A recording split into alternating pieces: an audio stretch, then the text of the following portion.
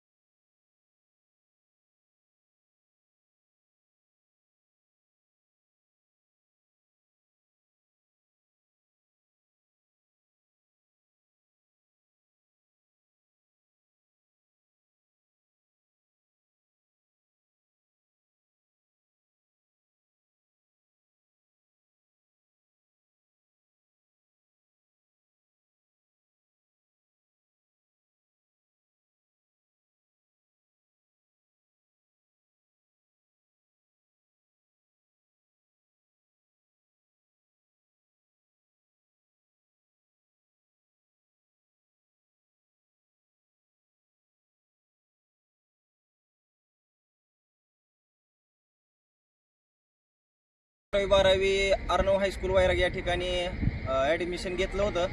बाहेरून केलं, पण पोलीस भरतीच्या प्रॅक्टिससाठी मी बार्शीसाठी होतो. बार्शीवर मला 10वीपासूनच पोलीस बनण्याची आवड होती. मला 10वीला 93% मार्क होते. मग आता खेडेगावामध्ये 93% मार्क आहेत म्हणल्यावर सर्वजण म्हणायचे, शिक्षक आमचे गुरुवर्य म्हणायचे की बाबा तू मेडिकलला प्रवेश घे किंवा इंजिनियरला प्रवेश घे. पण आपली आर्थिक परिस्थिती नसल्यामुळं की माझ्या डोक्यात होतं की बाबा आपली आर्थिक परिस्थिती नाही, त्यामुळं अगोदर हातात काहीतरी घेणं आपल्या अगोदर गरजेचं आहे. बरोबर. तर त्यासाठी सगळ्यात पहिला ऑप्शन आपल्यासाठी उपलब्ध होता की पोलीस भरती, जे फक्त 12वी पासवरनं एकमेव लवकर नोकरी लागणारी आहे. त्यामुळं मी ठरवलं होतं की आपल्याला काही जरी झालं तरी पोलीसच व्हायचं आहे. त्यामध्ये आमचे चुलते सौरभ मोहिते हे पोलीस भरतीची प्रॅक्टिस करत होते.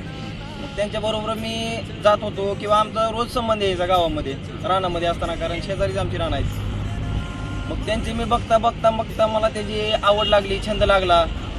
त्यावेळेसपासून मी ठरवलं की आपल्याला आता फिक्सच पोलीस व्हायचं आहे. मग 10वी झाल्यानंतर 11वी कोरोना लॉकडाऊन होतं, त्यामध्ये थोडंफार वाचन वगैरे म्हणजे केलं.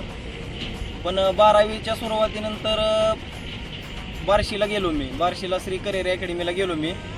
त्या ठिकाणी प्रवेश घेतला आणि तिथून माझा खरा संघर्ष चालू झाला. लक्ष देऊ नका, कारण मी ज्यावेळी सुरुवात केली होती सर, तर त्यावेळेस म्हणायचे अरे तुझं एवढं कमी वय आहे, तू कशाला सुरुवात करतोय, आता 11वी 12वी चांगली कर, नंतर त्यानंतर तू विचार कर पुढचा. असे बरेच जण टोमणे मारायचे किंवा म्हणायचे की तू आता कशाला करतोय, कारण त्यांना सहन होत नव्हतं की मी एवढा अभ्यास करतोय, चांगली मला एवढी मार्क पडतात. कारण जे 5-6 वर्ष अभ्यास करतात त्यांना जेवढी मार्क पडत नव्हती तेवढी मला प्रॅक्टिस करताना मार्क पडत होती, म्हणजे प्रॅक्टिस पेपरला मार्क पडत होते. त्यामुळं मला सारखं असं खच्चीकरण करायचे. तरी मी न डगमगता श्री उदयकुमार शिंदे यांचा मला चांगला पाठिंबा किंवा मार्गदर्शन लाभत राहिलं, त्यांची साथ मला मिळत राहिली. त्यामुळे मी अजिबात डगमगलो नाही आणि पूर्ण जोशाने तयारी केली. सांगतो सर, ह्या माझ्या यशामध्ये माझे वडील, आई, माझा भाऊ, लहान भाऊ, तसेच माझा मित्रपरिवार, तसेच माझे सर्व गुरुवर्य यांचा महत्त्वाचा वाटा आहे. तर सर्वांना एकच सांगेन की बोरिंग जर व्हायला लागलं तर फक्त आपल्या घरच्या परिस्थितीची जाणीव ठेवायची. जे आपण आई वडील आपले रोज कष्ट करतात, आपला लहान भाऊ जे कष्ट करतोय त्याची जाणीव ठेवायची. झोप लागायला लागली की फक्त त्यांना आठवायचं की आपण इथं झोपतोय, पण आपले आई वडील, आपला भाऊ आपल्यासाठी रानात राबतोय. हे जर सर्वांनी डोक्यात ठेवलं तर मला वाटत नाही कोणत्याच मोटिवेशनची कोणाला गरज पडेल. मी 12वीच्या सुरुवातीला अकॅडमीमध्ये प्रवेश घेतला होता. तर 12वीला जी मी ॲडमिशन घेतलं कॉलेजला, ती कॉलेजला गेलोच नाही, डायरेक्ट पेपरला. आणि पेपरच्या वेळेस आमची बॅच संपत आली होती. तर पेपरमध्ये माझे मित्र आहेत, तुम्ही कुणालाही विचारू शकता. तर मी बार्शीहून वैराग, आमचं अंतर 30-40 किलोमीटर असेल. तर मी बार्शीहून वैरागला यायचो पेपरसाठी 12वीच्या. पेपर द्यायचं दुपारी संध्याकाळच्या ग्राउंडला मी अकॅडमीमध्ये हजर राहायचो. तर तसा संघर्ष केलेला आहे. त्यानंतर डेली रुटीन जे असायचं, तर पहाटे कधी मी अभ्यास केला नाही सर. म्हणजे मला पहाटे उठलं की झोप लागायची, पण मी रात्री 1-2 वाजेपर्यंत अभ्यास करायचा. आणि एवढा अभ्यास आई वडील सर्वस्व आहेत माझ्यासाठी. कारण ज्या वेळेस भरतीला सुरुवात केली त्यावेळेस वडील म्हणले तुला जे करायचं ते कर. वडील म्हणायचे तुला किती पैसे भरायचे तेवढं आपण तुला जेवढं पैसे लागतील तेवढं सांग, फक्त आकडा सांगायचा आणि पाठवून द्यायचे वडील. मी जर समजा 1000 मागितले तर वडील मला 2000 द्यायचे. तर त्या मला पैशाची जाणीव होती. आणि त्यापेक्षा आई वडिलांशिवाय आणि माझा लहान भाऊ ट्रॅक्टरवर काम करायचा लहानपणापासून 7वी 8वी पासून. तर तो काम करून मला पैसे पुरवायचा. म्हणजे वडील, आई आणि भाऊ हे सर्वजण मिळून मला सपोर्ट केला. मला वाटत नाही त्यांच्या एवढं की महत्त्वाचं कोण असेल बाबा सपोर्टसाठी. तर वडील त्या आपलं सर त्यांना विश्वास द्यायचे सारखे की तुम्ही टेन्शन काहीच घेऊ नका, पोरगं यंदा तुमचं रिझल्टच काढतंय असं ते म्हणायचे. त्यामुळं मनामध्ये एक विश्वास होता की सरांच्या शब्दाला आणि वडिलांनी ज्या अपेक्षा ठेवल्यात आपल्याकडून त्याला कधीच तडा जाऊ द्यायचा नाही. त्यामुळं मी पूर्ण ताकदीनं अभ्यास करायचो आणि ग्राउंड पण करायचो. त्यामुळं काय अडचण नाही. बरोबर मित्र. तर तुम्हाला सांगतो रिझल्ट म्हणजे फायनल लिस्ट आली होती. तर त्या अगोदरच्या लिस्टमध्ये कळायलाच होतं की पोलीस होतं. पण गावाकडे कसं असतंय फायनल लिस्ट लागली नाही तर ह्यानं गावात सांगितलं आणि घरच्यांना एकदा सांगितलं की ते पाहुणा रावळ्यामध्ये करतात की झाला आमचा मुलगा झालाय. आणि जर समजा फायनल लिस्टला नाही नाव आलं तर काय होणार म्हणून मी आई वडिलांना सांगितलं नव्हतं, कुणाला सांगितलं नव्हतं की मी जर होतोय म्हणून. पण ज्या दिवशी फायनल रिझल्ट लागला त्या दिवशी 12-1 वाजता फोन लावला. फोन लावलेल्या वेळेला आई वडील भाऊ सगळेच रडायला लागले. म्हणजे आनंद असेल त्यांना की अनावर झाले सगळे. मग त्यांनी सगळ्या पाहुण्या रावळ्यांना सांगितलं, हे ते सांगितलं. सगळ्यांचं 12-1 वाजता फोन. म्हणजे ज्यांना म्हणजे ओळख नाही त्यांची सध्या मेसेज येऊ लागली. ते सांगायचं राहिलं की बार्शीपासून माझं गाव 15 किलोमीटर आहे. तर 15 किलोमीटर आहे तरी पण मी जवळजवळ 6-6 महिने गावाकडे जात नव्हतो.